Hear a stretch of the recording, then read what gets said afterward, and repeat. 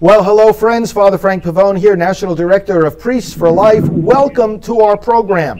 I am delighted today to welcome Mike Lindel, who you may have seen on television. He heads up mypillow.com. Michael, thank you so much for being on the program with us today. How are you? I'm doing great. It's great to be on your show. Well, congratulations on your company, and I use a MyPillow myself, and I can only imagine how many people you have helped to get a good night's sleep. And of course, anything and everything else that people do is really affected by how well they sleep. Tell us just in a nutshell how you were blessed by God to have what has become such a successful business. Well, it goes back. I actually had a dream, and I believe it was directly from God back in 2004, and it took me about a year to invent MyPillow, and finally I did get it invented, and I was turned down everywhere. Nobody would take it. No box stores, no TV. Nobody would take it. And I ended up doing. Someone said, "Mike, why don't you do a kiosk?" I said, "How do you spell that?" And then I did that, and I couldn't talk to people. I was very. I was an addict. I was a crack cocaine addict and a cocaine addict back in the day, and they. Back then, so I didn't do the kiosk very much. My wife at the time did, and we only sold about 80 pillows, but I happened to sell one there. I was there the one day, and the guy said, "You got a business card?" I said, "No, I'm all out." And I gave him this business card, I just wrote my name on a piece of paper, and he called me in January. He said, "This pillow changed my life." He said, "Are you the inventor?" And I said, "Yeah." Yeah. And he said, "Well, I run the Minneapolis Home and Garden Show. Would you like to come in the shows?" So then I did shows for 5 years, and I lost pretty much everything though during that time. And I ended up, by the grace of God, quitting all my addictions overnight in January 16, 2009, and it's been quite a journey. I ended up doing. I said, "Well, if nobody will take us, we'll do an infomercial," and we did it with a real audience and a friend of mine, and I was told it could never work. You have to get an actor and someone that's been on TV. And the night before, the producers, he texted the other guy when we were doing our reads. He said, "This guy's the worst guy I've ever seen. He'll never make it on TV." and now we've sold 44 million pillows. I have 1,600 employees, and it's been absolutely amazing. One of the things too I want to say is, you said it there, how it affects everything we do and help millions of people. Yeah. I have been so blessed to be a part of MyPillow that God gave me to put this and chose me to with this amazing platform, which is just a platform for a much bigger thing. But what kept me going all those years, people say, "How can you have this much passion for a pillow 13 years later?" And it was all the people that came up and the stories, and they'd say, "You changed my life. It helped me in everything." Because sleep affects everything we do, quality sleep. And that was so rewarding to me. Yes. I was never about the money. I was about helping people, and it felt so good every time. It does feel good, and you are helping a lot of people. And of course, God helped you, as you mentioned, Mike, coming out of various addictions. And tell us a little bit about that, how he rescued you. And I understand that you're also involved in helping a lot of people through various recovery programs.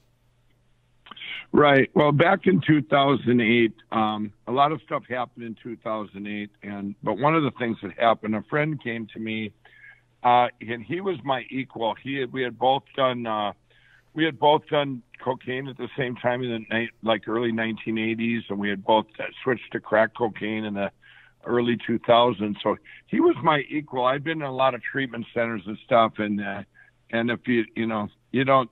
The counselors that have never been where I've been, it didn't resonate. Well, he came to me. He had been straight for 3 years, and I had heard he had found Jesus, and he came in, and it's a month before I quit now, and he came walking in this place. I lost everything, and he came walking in. He says, I said, "Dick, what are you doing here?" He says, "Well, the Lord led me here." He said, "What's going on?" I knew I hadn't seen him in about a year, but I knew he had been straight for 3 years. And I said, well, as long as you're here, I got a lot of questions for you. And the first one I asked him, I said, is it boring? And he said, no, man, it's not boring. But using that premise, and then a month later, I actually, I kind of made a deal with God. I quit. I said, I want to wake up in the morning and never have the desires again, which I did. And that was the last day. I never had a desire for any of the drugs, alcohol, gambling, anything again. But 2 months after that, I went to my church, and they had a faith-based treatment center there, an outpatient. And I went in there, and I told this guy, this counselor, I said, I just walked in the door. I said, I said, I'm going to have a book someday, and this pillow is a platform for God. It's going to be so big, and I'm going to I'm going to help people someday. So many people I'm going to help with their addictions, and it was so out there. He went home and told his wife. He says, I think this guy's still on drugs, But one of the things I learned when I went in his program, it was different than anything I'd ever been in. When I went in, I started telling about all my cocaine and crack and stuff. He goes, no, we don't want to hear about that here. He says, we want to talk about your father. He said, let's go.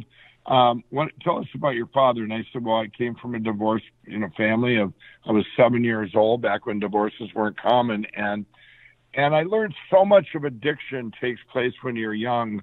Yeah. In childhood. It's from divorce, fatherlessness, all these things. So I've combined with what I know.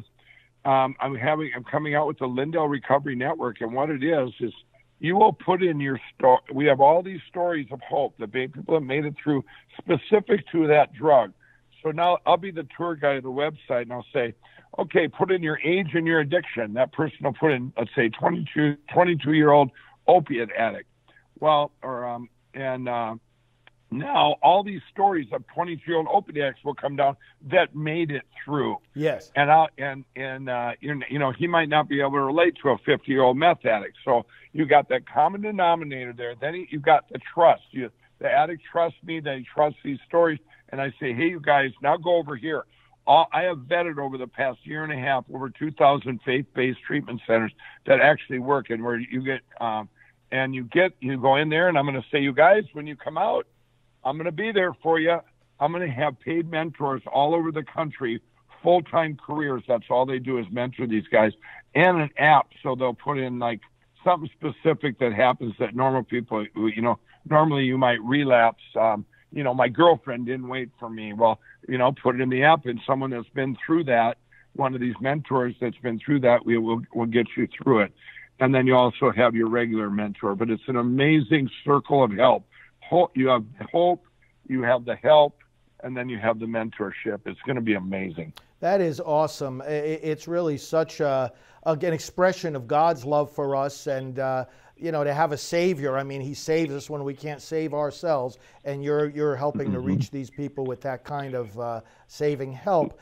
Now, of course, another arena where people are really getting damaged and where a lot of recovery is needed is the whole area of abortion. And those of us in the pro-life movement are so grateful to you for having gotten behind this new movie, Unplanned.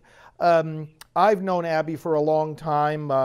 She came to me after she came out of the abortion industry, and we worked to get her healing and to start healing all the different people that were coming out of the abortion industry, especially when they heard her story. Many others started coming out. And there's a long process of recovery, as you know, for those who have worked in abortion clinics. There's also a lot of recovery needed for those moms and dads and families who have lost children to abortion. And so I think this, providentially ties in very well with the whole spirit and vision that God has given to you, because now this movie is going to bring a lot of people face to face with their own need for recovery after abortion. Tell us, Mike, how it was that you ended up getting involved in backing the movie Unplanned. Well, that was a divine appointment. I was literally on a tarmac waiting to go to Israel, and we, my gal and I, Kendra, we said, I got this phone call, and I had met these guys before, these producers, but they called me up. They said, Mike, we've gotten prayer that you're going to be in our movie. And I'm going, well, I haven't got that yet. And they said that, and they didn't even ask for any funds or anything. I said, you know what? And I said, well, do you need money too? And they said, well, we're looking for funds, but God has showed us you're going to be in it and all this. And well, I said, let me call you back. I got off the phone and we prayed about it. And it was like, yes, you for sure need to do this movie. And so I called him back. I said, yes, I'll be in it. Now that was last spring and a year ago. And if I'd have known, I mean, then we got back from Israel. I had to go down to secret place in Oklahoma. We filmed it, and I had my cameo, and I said, I was all in. I put in $1 million towards the movie. Just it's going to change people's hearts, and get rid of this horrific thing that's going on with abortion. But if I'd have known, if anybody doesn't think this was God's timing, I got in that movie then, and now.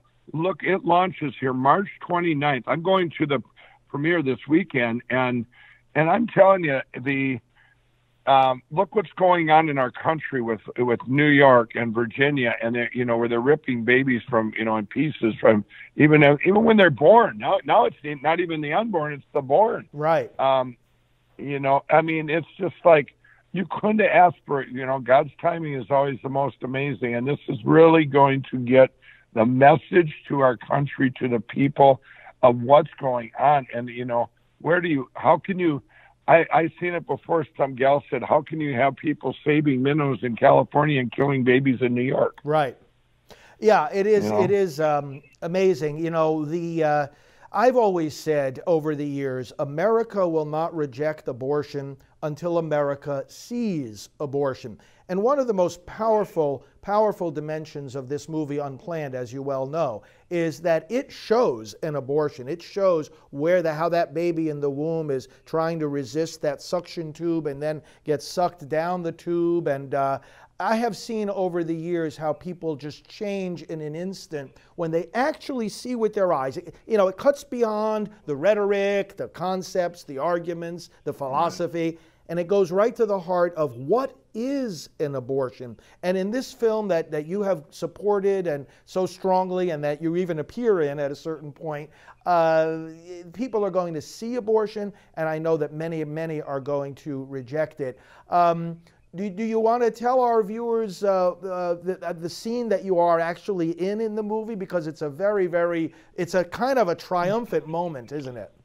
Yeah, it's this is part of that true story too, where where Abby actually was, her clinic she worked at, they actually end up taking down that clinic. And I actually run the bulldozer. And they were going to bring in a stunt man. Let's get this clear. And I said, absolutely not. So I do it myself. I do the scene myself. It's very cool. It was my first part in a movie, and I couldn't have asked for a better thing. I was very that it's going to help change and save so many lives and stop the murdering. Exactly. Well, you did a great part in that particular scene, and then of course, you turn on that bulldozer, and then the Planned Parenthood sign comes tumbling down. It's to the cheers of all the pro-life people. It's really awesome. The pro-life movement is on the move. We're making a tremendous amount of progress. I see that every day in the work that we do all across the country. People's minds and hearts are changing. People are healing from the wounds. And we're even making progress politically, because right now we have in the White House a man that I know you admire very much, as do I, a man who's been the most pro-life president that we have ever had. Mike, can you tell us a little bit about your own interactions with President Donald Trump?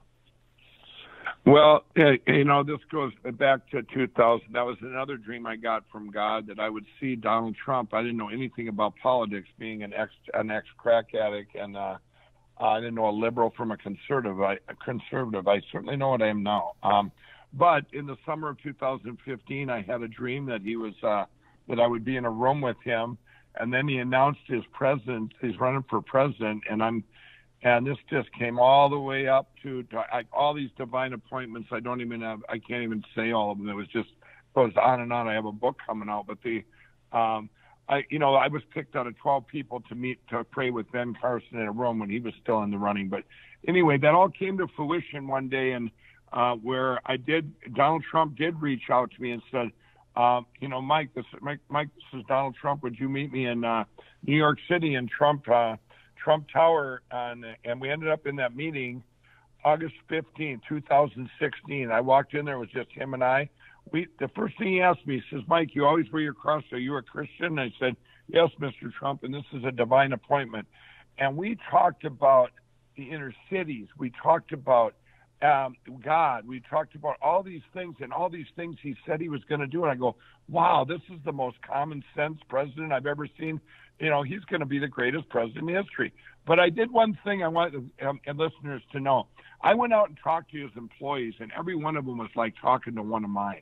And I'm telling you, you can tell a lot about the man if you talk to the people that work for him. Yes. And he has been everything we talked about.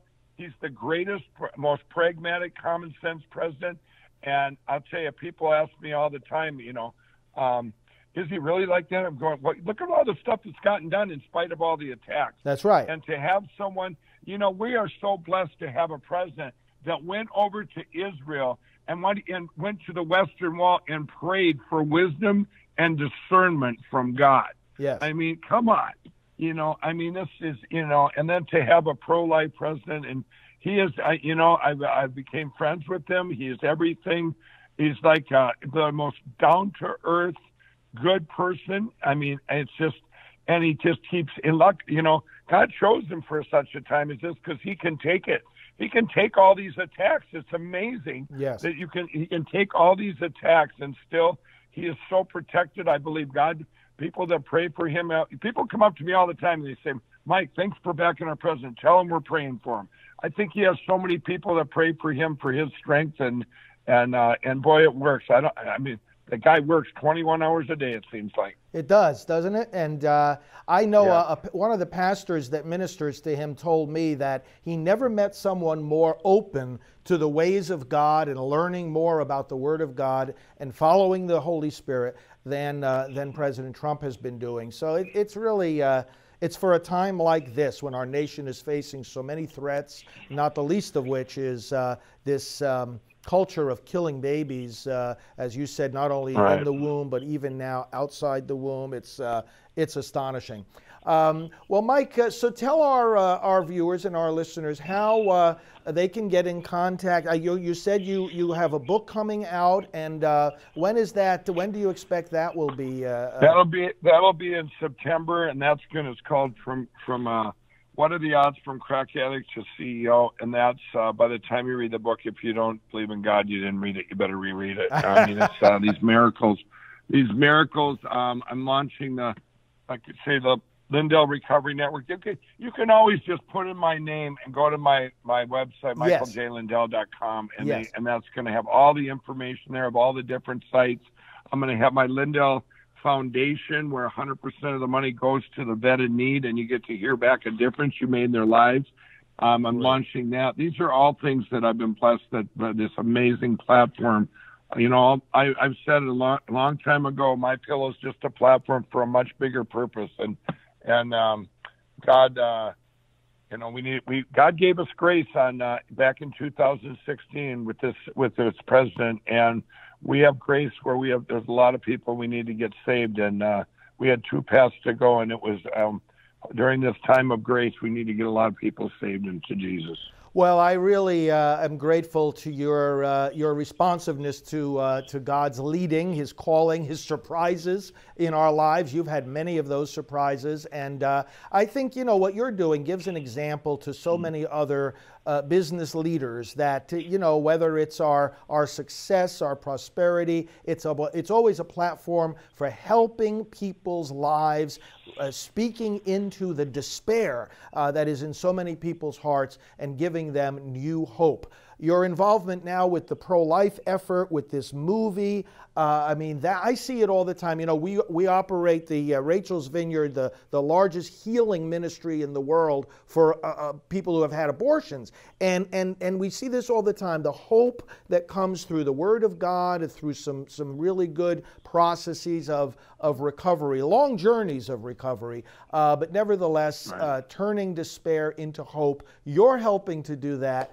and every one of us is very grateful to you. So, Mike Lindel, thank you for sharing some of your time and your experiences with us today. Congratulations again on your very successful mypillow.com, and thanks especially for your support for these babies in the womb. We're going to save them, we're going to have the victory, and we're going to celebrate it together. And we're so happy to have allies just like you. God bless you, Mike.